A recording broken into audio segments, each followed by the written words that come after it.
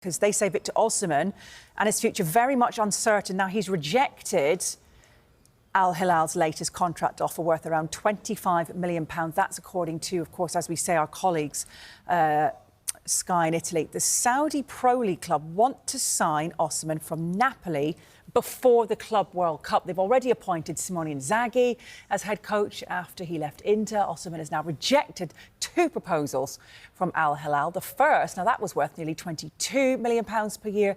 Napoli yet to agree a deal with Al Hilal for Osimhen, who's a release clause of around £63 million after rejecting their first offer. Now, Sky in Italy reported last night the Saudi club were expected to return with an offer worth nearly £59 million for the 26-year-old. He's got just this 1 year left on his deal, as we mentioned.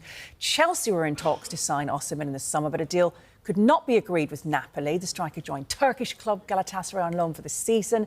Chelsea had him on their list of striker targets heading into this summer. They have since signed Liam Delap. Manchester United have also previously been keen as well. Al Hilal were also turned down by Manchester United captain Bruno Fernandes. So, yeah, it's just a little bit of an update on his future. Basically, the update is there's still uncertainty. So as soon as we're certain as to what will happen there, we will, of course, let you know. All the roundup and details will be discussed at length later in the transfer show. It's a transfer show at 5 and it's 7 o'clock this evening. Why do Chelsea want Victor Osimhen? There are so many reasons why Chelsea would want Victor Osimhen. He's a player that, when it comes to strikers in world football, he's been on the edge of or tip of everybody's tongue for the last 3 or 4 years. And you can see that with the statistics over the last 4 years since he joined Napoli. He first came to my attention at Lille 5 years ago. He scored his first ever Champions League goal against Chelsea, ironically.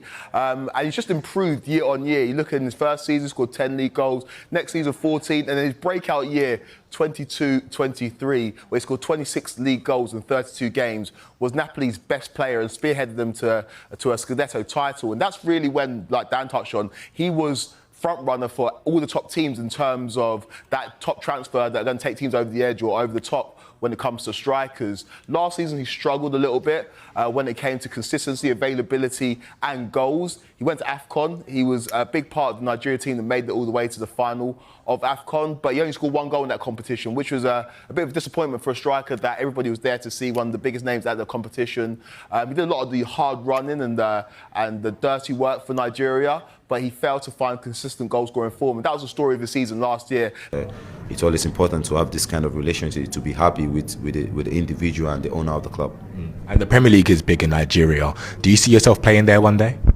Of course, one day, definitely. But for now, I think I have other plans in my career that I'm looking forward to. So when the time comes, everyone knows.